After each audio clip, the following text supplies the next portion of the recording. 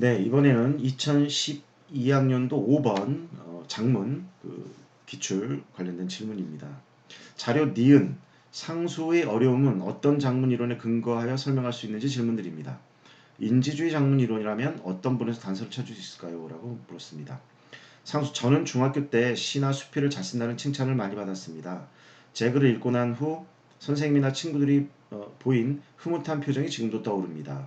좋았던 기억이죠. 장문할 때. 그런데 고등학교에 와서 장문과 관련된 지식을 많이 배웠는데 이것이 제 장문에 무슨 도움이 되는지 모르겠습니다.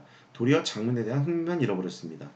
아마도 이 부분은 좀 애매한데요. 인지주의 장문이라기보다는 이 부분도 니은도 사회구성주의 장문 이론에 근거하여 해서 지도할 수 있을 텐데 이거는 지도라기보다는 그 앞부분에 나와 있는 쓰고 또 친구들과 함께 읽고 그 내용을 소통하는 쪽을 해왔던 것 같고 고등학교에서 그걸 못했던 것으로 보입니다.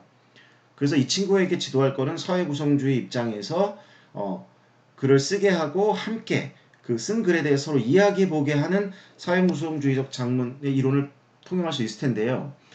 예시 답안의 정답은 디귿입니다. 그래서 이 문제의 핵심이 뭐냐면 자료로부터 가장 적절한 사례를 선정한다고 했을 때 지도의 내용이 좀 더 구체적으로 들어갈 부분은 수진의 입장에서 조금 더 그죠? 상식에 맞지 않고 담화관습도 엉키고 있고 그래서 구체적으로 좀 더 지도할 수 있는 부분이 니은보다 좀 더 많다. 가장이라는 쪽에 사례로 적절하다고 보면 좋을 것 같습니다. 다음은 2012학년도 8번 문제입니다.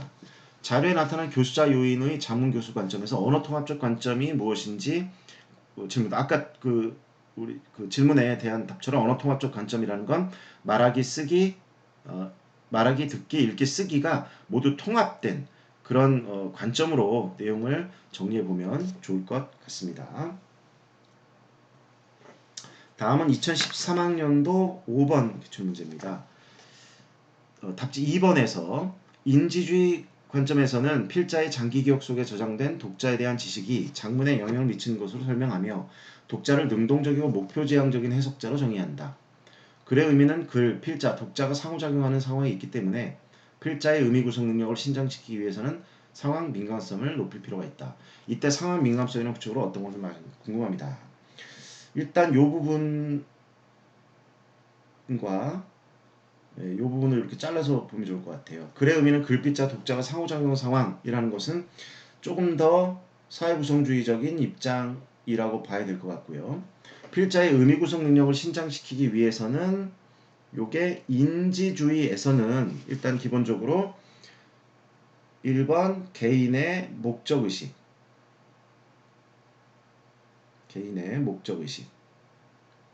그 다음에 두 번째는 개인의 사고 능력 개발이라고 보는데 여기에 이제 요 상황 민감성이라고 본다면 요 부분도 그냥 상황인데 상황이면 우리가 보통 말하는 뭐 맥락이라고 볼 수 있겠죠.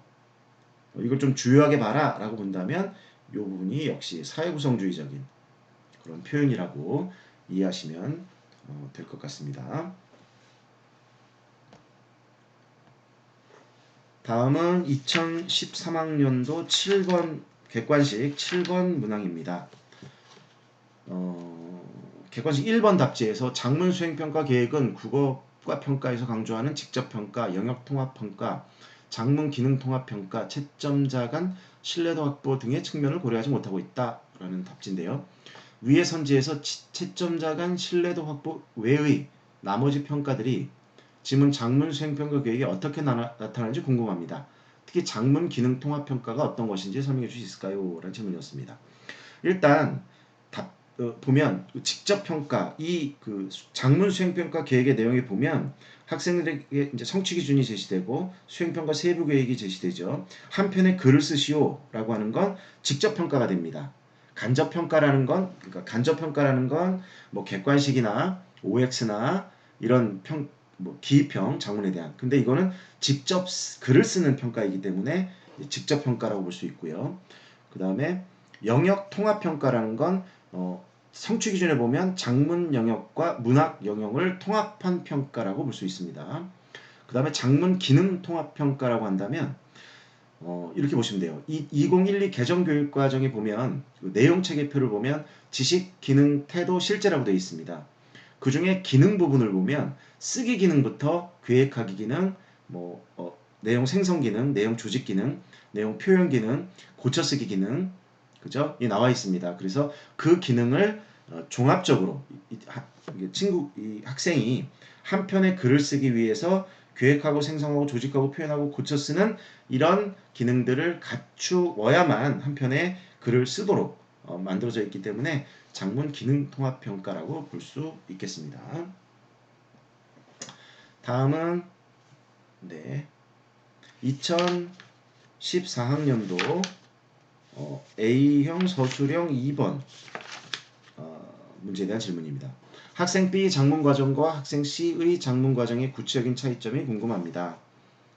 더불어 워드 프로세서를 통한 장문의 특징을 나타내는 키워드 같은 것이 있을까요? 라는 물음을 했는데요. 일단 먼저 학생 C, 학생 B의 장문 과정이니까 보기 2를 봐야 되겠죠. 보면 우리가 이제 그 수업 시간에도 말씀드렸지만 학생 B의 장문 과정은 일단 계획하기부터 생성하기까지 계획, 생성, 집필, 고쳐쓰기가 쭉 이어지고 있어요. 그쵸? 그래서 이것을 선조적이라고 보면 좋을 것 같습니다. 그랬다가 10분 이후에는, 그러니까 선조적이라는 건 계획하기부터 생성, 집필, 고쳐쓰기까지 이게 선조적으로 되어 있고, 그 다음에 10분 이후부터는 고쳐쓰고, 집필하고, 생성하고, 계획하고, 생성하고, 집필하고, 생성하고 왔다 갔다 하고 있죠? 바로 회귀적인 이런 방식으로 장문을 하고 있습니다. 더불어 워드 프로세서를 통한 장문의 특징이라고 한다면 지금 C 학생이 워드 프로세서를 쓰고 있죠. 그런데 B는 원고지를 사용하고 있습니다. 그러면 C의 장문 과정을 보면 이게 바로 계속 획기적인 과정으로 처음부터 끝까지 학생 장문 과정을 보면 계속 계획, 생성, 집필, 생성, 계획, 생성 계속 회귀하고 있죠. 그래서 이렇게 워드 프로세서를 통한 장문의 특징은 선조적이지 않고 쓰기에 처음부터 획기적으로 글을 쓸 수 있는 이런 특성이 있다고 볼 수 있겠습니다. 다음은 2015학년도 A형 기입형 3번 문항입니다. 가란에 들어갈 내용을 장로와 문정 중 어떤 것으로 기입해야 하는지와 둘의 차이점을 질문드립니다. 일단 일시 답안은 장르로 보는 게 좋겠고요. 이유는 뭐냐면 보기에 가로가 3개가 있는데 맨 마지막 가로에 장르 중심 쓰기 지도라고 이제 중심 쓰기 지도라 했기 때문에 장르라고 문종이라고 쓰면 안 되겠고요. 장르라고 써야 좀 적절할 것 같고요. 물론 장르와 문종이 유사합니다. 갈래라는 말과도 유사하게 쓰고요.